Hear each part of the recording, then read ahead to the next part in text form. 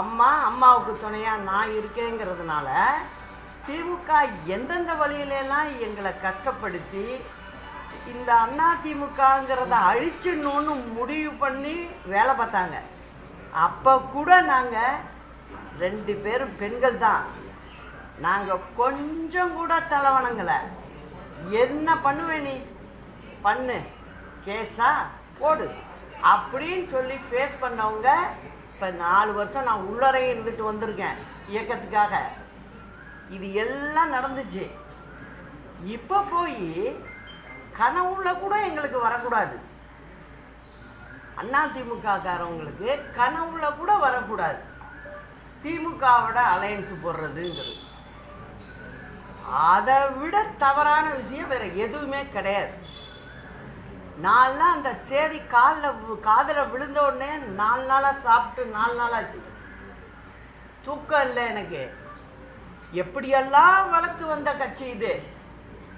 நெருப்பாற்றில் நீந்தி நாங்கள் கரையில் ஏறினோம். நாங்கள் அப்படி இருக்கும்போது அவங்களோட போய் கை கோக்கிறதா இது எந்த விதத்துலையும் நியாயம் இல்லை அப்படிங்கிறதெல்லாம் நான் என் மனசு தெளிவாக இருக்கு.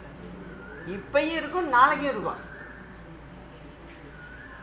இன்னைக்கு நான் டிவியில் நடந்த நிகழ்வு எல்லாம் பார்த்தேன்.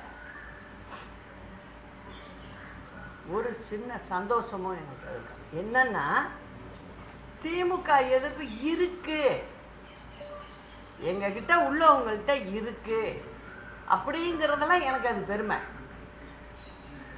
அதே சமயம் எங்கள் ஆட்களுக்கு, எங்களுடைய இயக்கத்தை சேர்ந்தவங்களுக்கு நான் சொல்கிறது என்னன்னா, எல்லாரும் ஒத்துமையாகும். இப்பயும் அதை தான் சொல்கிறேன்.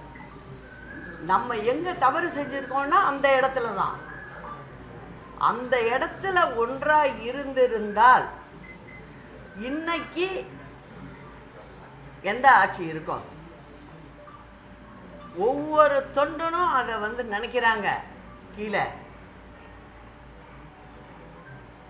அதை செய்ய தவறி இருக்குங்க. சரி, இப்போ கூட ஒன்றும் இல்லை. ஏன்னா நாங்கள்லாம் எல்லாத்தையும் பார்த்தனாங்க. நாங்கள் அதாவது இந்த அளவுக்கு இந்த இயக்கம் இருக்குமா அப்படின்னு நினச்ச காலங்கள்லாம் இதே தமிழ்நாட்டில் இருக்குது, தலைவர் மறைவுக்கு பிறகு. அதனால் ஒன்றும் அழிஞ்சு போடுறது கிடையாது. எங்களுக்கு அந்த வில் பவர் இருக்குது. நாங்கள் மீண்டும் வருவோம், மக்களுக்கு செய்வோம் அப்படிங்கிறது எனக்கு 100% இருக்குது.